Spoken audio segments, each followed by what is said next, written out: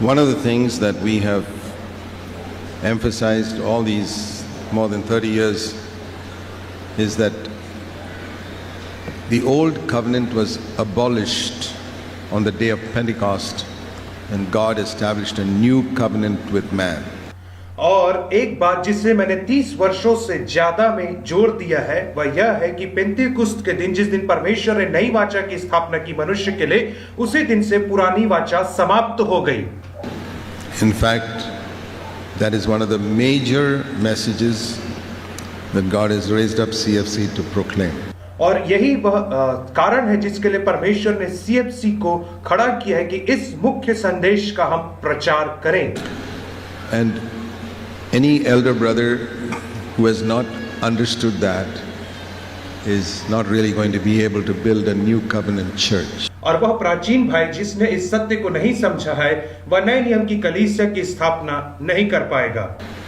Because this truth is almost not understood or proclaimed anywhere else. क्योंकि यह सत्य कहीं और प्रचार नहीं किया जाता है और किसी और भी कलीसिया में इस सत्य के विषय में कोई चर्चा नहीं की जाती है। Let me show you what scripture clearly says in Hebrews chapter 8.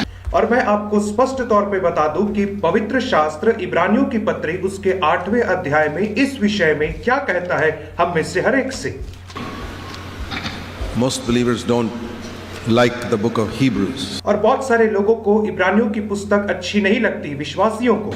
But it is one of the most important books in the New Testament. लेकिन यह सबसे महत्वपूर्ण पुस्तक है नए नियम के अंदर में। And it speaks about many of the things that we have taught much in the church. और यह बहुत सारी चीजों के विषय में सिखाती है जिसे हमने अपनी कलीसियाओं में प्रचार किया और About the सिखाया new है। covenant. नई वाचा के विषय में, About Jesus being tempted like us and overcoming sin. कि यीशु मसीह हमारे समान परखा गया और उसने पाप के ऊपर जय प्राप्त किया।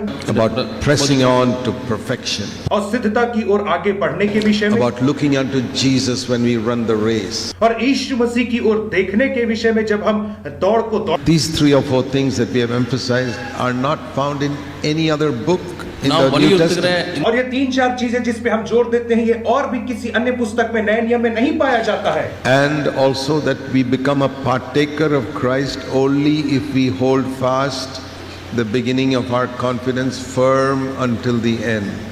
और हम तभी मसीह के सहभागी होते हैं विश्वास में जब हम अपने आशा के अंगीकार को अंत तक दृढ़ता से थामे रहते हैं, तभी हम उसके साथ होते हैं सहभागी। These are truths nobody preaches about. और ये ऐसे सत्य हैं जिसके विषय में कोई प्रचार नहीं करता है। So Hebrews 8. इसलिए इब्रानियों की पत्री 8 अध्याय verse 6. और उसका 6वां वचन। Jesus Christ has become the mediator of a better covenant enacted on better promises. कि यीशु मसीह उस वाचा का मध्यस्थ ठहरा जो उत्तम प्रतिज्ञाओं के सहारे बांधी गई थी। इब्रानियों 8:6 ऐसा कहता है। Much better than the old covenant. और पुरानी वाचा से बहुत ही ज्यादा बेहतर थी यह वाचा। And that first covenant, verse 7, it says had a fault. That is why God made a second covenant.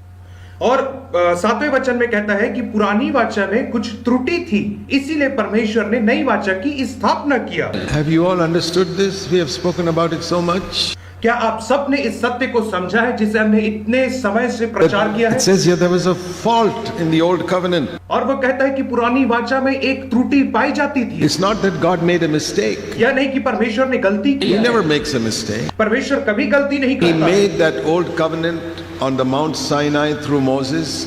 It was not a mistake, but it was faulty. जब उसने मूसा के द्वारा उस पुरानी वाचा की स्थापना सिनै पर्वत पे की, तो वह जो पुरानी वाचा थी वह गलत नहीं थी, परंतु उसमें एक त्रुटि पाई जाती थी। That means it could not lead man to perfection. That's what it means. उसका मतलब यह है कि वह पुरानी वाचा मनुष्य को सिद्धता या परिपक्वता तक नहीं ले जा सकती थी या सिद्धता तक नहीं बढ़ा सकती थी। That's what he says later in Hebrews, that the law could make nothing perfect. और यही बात को तो आगे इब्रानियों की पत्री में कहता है कि व्यवस्था किसी भी चीज को सिद्ध या परिपक्व करने में असमर्थ थी। In the new covenant we can press on to perfection. लेकिन नई वाचा में हम सिद्धता की ओर आगे बढ़ सकते हैं। So that was the fault with the old covenant. It could not make a man perfect. और इसीलिए पुरानी वाचा के साथ यही त्रुटि थी कि वह मनुष्य को सिद्धता की ओर नहीं ले जा सकती थी। It was the old covenant kept a man on a merry-go-round like these children go, where you sin and you ask forgiveness and you sin again and you ask forgiveness and you sin again and you ask forgiveness and you keep on in that merry-go-round forever. और यह जो पुरानी वाचा थी यह एक merry go round झूले की तरह थी जो लोगों को गोल गोल घुमाते रहती थी कि आप पाप करते थे, फिर उसकी क्षमा मांगते थे, फिर पाप करते थे, उसकी क्षमा मांगते थे, फिर पाप करते थे, उसकी क्षमा मांगते थे, और आप जीवन भर ऐसे गोल गोल उस झूले की तरह घूमते ही रहते हैं। It's just like those horses. You go up and down and up and down and up and down. और जैसे उस झूले में जो घोड़े ऊपर नीचे गोल गोल घूमते रहते हैं, वैसे ही आप भी घूमते रहते After doing that for 5 hours, you're still in the same place. हैं। और 5 घंटे तक उस झूले में झूलने के बाद भी आप उसी जगह में हैं जहां से आपने शुरुआत किया था। That is how all the old covenant people were. और इसी प्रकार से सारे वे लोग थे जो पुरानी वाचा And के if लोग you थे। find that your life is also like that, sinning and then forgiveness and then sinning and forgiveness, and after 25 years in CFC you're in the same place, that is a proof you're in the old covenant. और यदि आप इस बात को पाए कि आपका जीवन भी ऐसे गोल गोल चक्र के समान है कि आप पाप कर रहे हैं, फिर माफी मांग रहे, पाप कर रहे, माफी मांग रहे, पाप कर रहे, माफी मांग रहे, और 25 वर्ष तक सीएफसी में रहने के बाद भी आप उन्हीं पाप में बार बार गिर रहे हैं, तो आप जान सकते हैं कि आप पुरानी That means वाचा I'm में। talking about the same sins. और मैं एक ही प्रकार के पापों के विषय में बात कर रहा हूं। A child in school will get arithmetic sums wrong in every class. एक बच्चा जो स्कूल में पढ़ता है उसको हर एक कक्षा में कुछ ना कुछ गणित का कोई सवाल उससे First गलत हो standard. सकता है। पहली कक्षा में भी, Standard. 5वीं कक्षा में भी, He 10वीं gets कक्षा some में भी, sums wrong. और कहीं ना कहीं उसका कोई प्रश्न गलत हो It सकता is है। not the same problem that he's getting wrong. परंतु वही प्रश्न नहीं है जो उसका गलत हो रहा है He's bar not bar. always failing in addition. और वो हमेशा प्लस करने में ही फेल नहीं हो रहा है। In 5th standard also, if he gets an arithmetic problem wrong, it is a higher level of problem. यदि 5वीं कक्षा में भी उसका कोई गणित का सवाल गलत होता है तो वो पहली कक्षा से उच्च And कोटि when का they study सवाल। mathematics in college, again they get something wrong, but it is a much higher level. और जब वो कॉलेज में कोई गणित पढ़ता है और उसमें भी उसका कुछ गलत हो जाता है तो वह यह है कि स्कूल में जो उसने पढ़ा उससे ज्यादा उच्च स्तर का है। In the Christian life also, till the end of our life, we may fall. और मसीही जीवन में भी हमारे जीवन के अंत तक हम गिर सकते हैं, But it's not the same sin that we are falling into. लेकिन वही पाप नहीं है जिसमें हम गिर रहे थे पहले। See, Jesus was tempted even after 30 years of living a holy life. और हम देखते हैं कि यीशु मसीह 30 वर्ष के बाद भी But he was tempt not किए being गए। tempted in the same things he was tempted when he was 5 years old. और उन्हीं बातों में वह नहीं परखा गया जिन बातों में वह 5 वर्ष का था तब परखा जाता But that था। was not possible in the old covenant. लेकिन पुरानी वाचा में ऐसा संभव नहीं था। In the old covenant, you were in the kindergarten, always in the kindergarten. और पुरानी वाचा में आप हमेशा एलकेजी में रहते थे और हमेशा किंडरगार्टन में ही रहे। Go higher.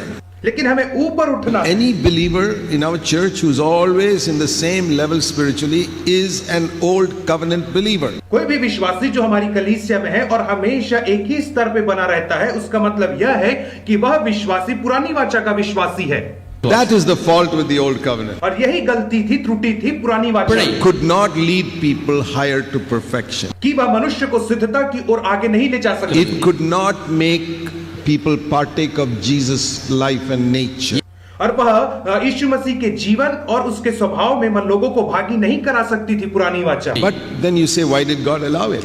तब आप कहोगे परमेश्वर ने उसकी अनुमति क्यों दी? Because God could not send the Holy Spirit into inside anybody's heart in the Old Testament. क्योंकि पुराने नियम में परमेश्वर पवित्र आत्मा को किसी भी मनुष्य के अंदर हृदय में नहीं भेज सकता था। If you don't have the Holy Spirit inside, you cannot live in the new covenant. और यदि आपके पास पवित्र आत्मा आपके अंदर नहीं है तो आप नई वाचा के जीवन को नहीं जी सकते हो। That is why we emphasize in the church, you must be filled with the Holy Spirit. और इसीलिए हम कलीसिया में जोर देते हैं कि आपको पवित्र आत्मा से भरना अनिवार्य है। We don't emphasize speaking in tongues. और हम अन्य भाषा बोलने के ऊपर जोर नहीं We are not देते हैं। against that. हम उसके विरोध में नहीं It's है, not the main purpose. परंतु वह सबसे मुख्य The उद्देश्य main नहीं है। purpose is to help us to live a holy life inside. मुख्य उद्देश्य यह है कि हम एक पवित्र जीवन हमारे अंदरूनी जीवन में पवित्र रहें। That's why the old covenant was faulty. और इसीलिए जो पुरानी वाचा थी उसमें त्रुटि पाई That's why जाती। nobody could go from kindergarten to a higher class. अर्थात कि कोई भी किंडरगार्टन स्टैंडर्ड से उच्च क्लास में नहीं जा Even सकता। if they were 80 years old, they were still babies. और चाहे वे 80 वर्ष के भी क्यों न हो जाए तो भी वो आत्मिक तौर पे बच्चे रहते थे। And that's why, you can only keep babies happy with chocolate and ice cream and things like that. और इसीलिए आप बच्चों को आइसक्रीम या चॉकलेट दे करके ही आप उन्हें हमेशा खुश रख सकते हो। This is how God had to keep the Israelites happy with all types of earthly blessings. और इसी प्रकार से परमेश्वर इस्राएलियों को सारी भौतिक आशीषें दे करके खुश रखा करता था। You can't make a little child work hard in the field. और आप एक छोटे बच्चे से खेत में काम नहीं करा सकते हैं। So God could not give any difficult tasks to people in the Old Testament. और इसीलिए परमेश्वर पुरानी नियम में लोगों को कठिन कठिन काम नहीं दे सकते थे। Because the Holy Spirit was not inside. क्योंकि पवित्र आत्मा उनके अंदर नहीं होता So then था। the question comes, तब प्रश्न यह उठता why है, didn't God send the Holy Spirit inside the hearts of those Israelites? तो परमेश्वर ने उन इस्राएलियों के हृदयों के अंदर पवित्र आत्मा क्यों नहीं भेजा Because there था? was sin in the heart, and the Holy Spirit can never dwell in a heart where there is sin. क्योंकि उनके हृदय में पाप था और पवित्र आत्मा उस हृदय में कभी नहीं आ सकता जहाँ पे पाप होता है। And they could only, kill blood, bulls and goats and shed the blood and thereby testify one day somebody will die for our sin. और वे लोग क्या करते थे, एक बकरे को या मेमने को मारते थे और इस रीति से गवाही देते थे कि एक दिन ऐसा ही मेमना आकर के हमारे लिए मरेगा और हमारे तमाम पापों को उठा ले जाएगा। They would kill a lamb. और वे एक मेमने को मारते थे This lamb is not going to take away my sin. और कहते थे कि यह मेमना मेरे पापों को नहीं उठा But सकता this है, is a picture of my faith that one day God will send a lamb to take away my sin. लेकिन यह मेरे विश्वास का प्रतीक है कि एक दिन परमेश्वर अपने मेमने को भेजेगा जो मेरे पाप को उठा लिए जाएगा। On the basis of that faith, God forgave their sin. और इस विश्वास के आधार पर परमेश्वर उन इस्राएलियों के पापों को क्षमा कर देता था। Their heart was still dirty. लेकिन उनका हृदय अभी भी अशुद्ध था। Then Jesus came तब यीशु आया and died. और मर गया And now his blood was shed, the only blood that can cleanse people's sin. और उसका लहू बहाया गया और केवल एकमात्र लहू जो लोगों के पापों को क्षमा कर सकता है। Then our heart could be cleansed if we confess our sin. और तब जब हम अपने पापों को मान लेते हैं तो हमारा हृदय शुद्ध हो जाता है। Heart becomes completely clean when the blood of Jesus cleanses us. जब यीशु का लहू हमारे हृदय को धोता है तो हमारा हृदय पूर्ण शुद्ध हो जाता है। Then the Holy Spirit can come in. तब पवित्र आत्मा हमारे अंदर आ सकता है। Then we enter into a new covenant. तब हम नई वाचा में प्रवेश करते हैं। The Holy Spirit will take us from kindergarten to first standard, second standard, third standard to college, all the way to PhD. और पवित्र आत्मा हमें किंडरगार्टन से पहली कक्षा, दूसरी कक्षा, तीसरी कक्षा ऐसे लेकर के वो महाविद्यालय, कॉलेज, विश्वविद्यालय तक हमें ले And जाता then है। we come to know God as our Father. और तब हम परमेश्वर को पिता के तौर पे जानते You know, हैं। in the old covenant, nobody could know God as Father.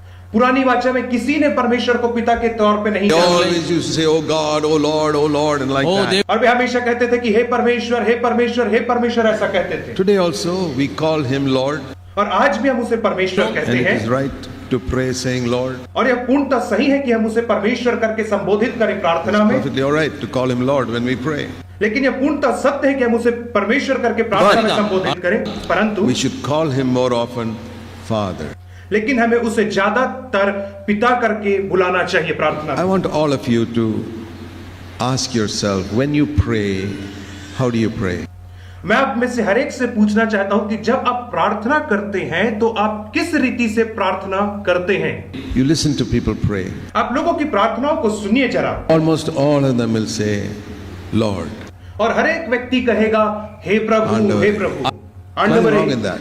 उसमें कोई बुराई But नहीं। why don't you call Him Father? लेकिन आप उसे पिता क्यों नहीं बुलाते Jesus हैं? said, when you pray, say, Our Father who art in heaven. और यीशु मसीह ने प्रार्थना में सिखाया कि हे हमारे पिता तू जो स्वर्ग में है।